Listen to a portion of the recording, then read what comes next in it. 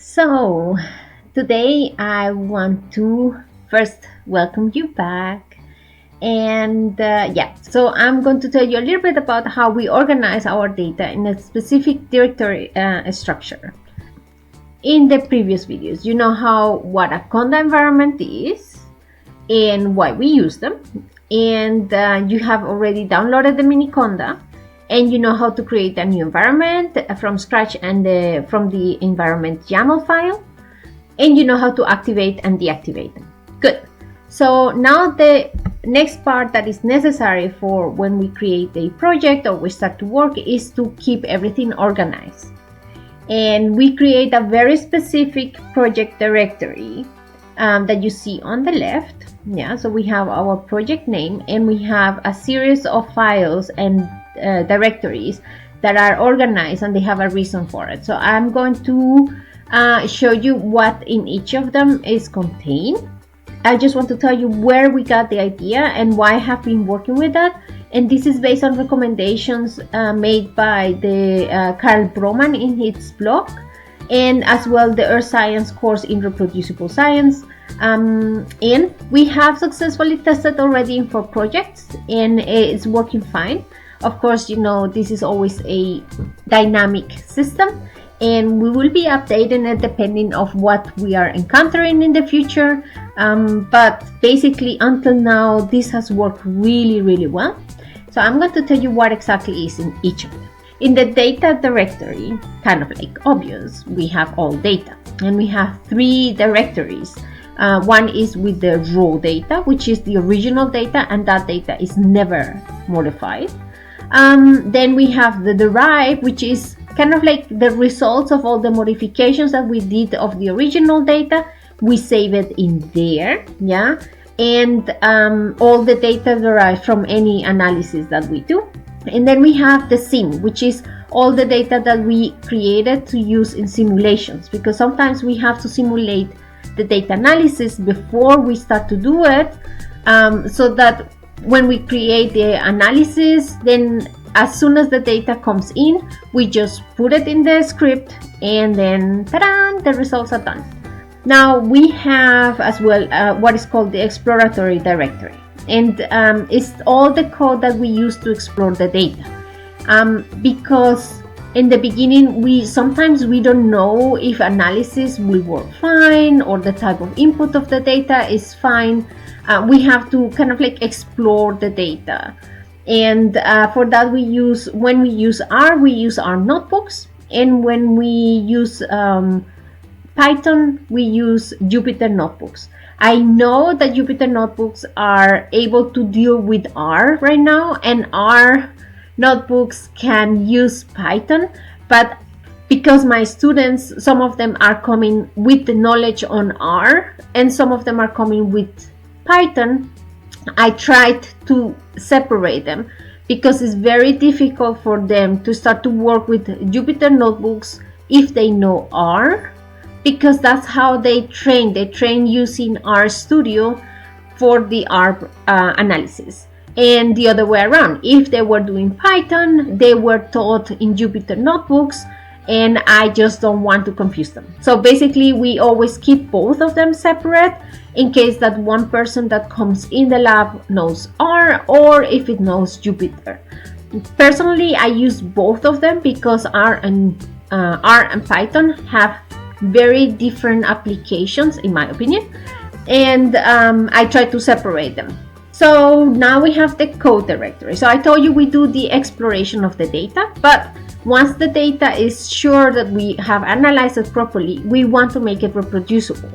And this moment is when I transform all the exploratory files, like the Jupyter notebook or the R notebook, to what is called a script.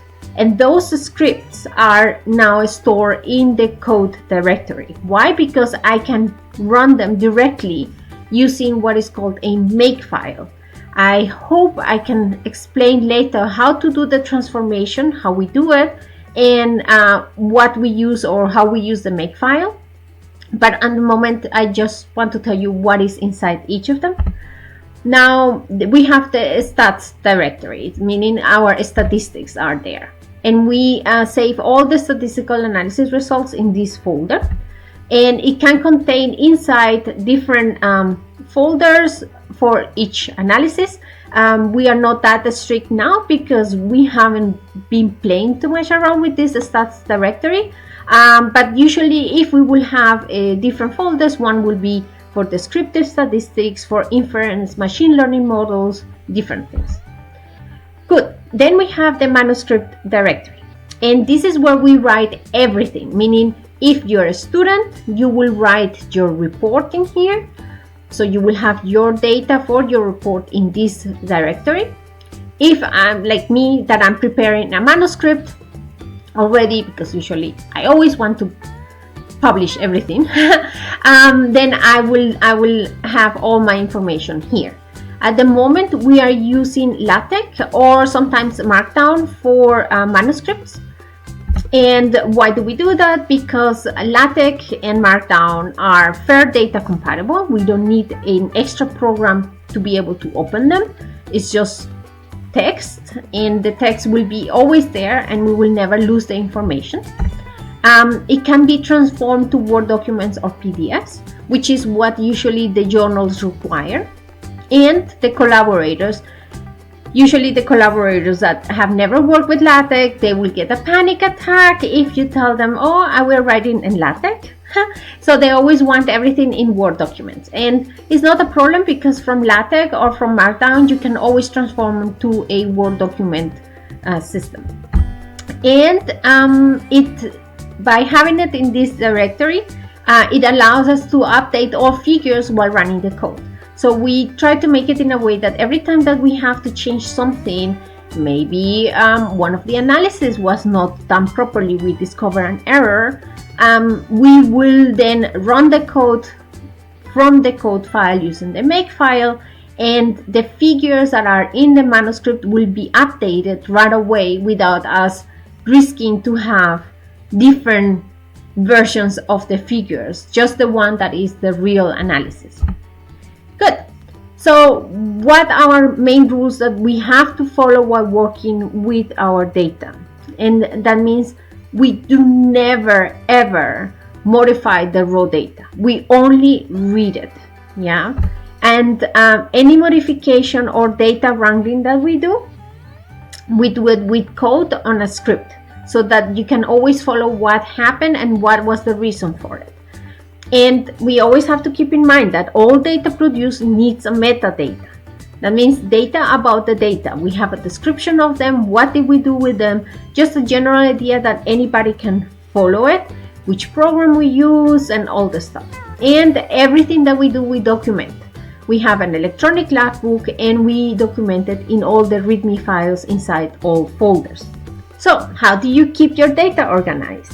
And do you have a data management plan? Usually this section about how to organize the directories is in the data management plan, kind of like layout for everybody to know how to use it. And if you have any, if you do not have, don't worry, just do it. Do your own data management plan. Believe me, you will be really grateful with yourself, with your past self, as soon as you have to submit your thesis. And yeah, and if you have any ideas, any questions, please write them in the comments. Good. So see you in the next video. Bye bye.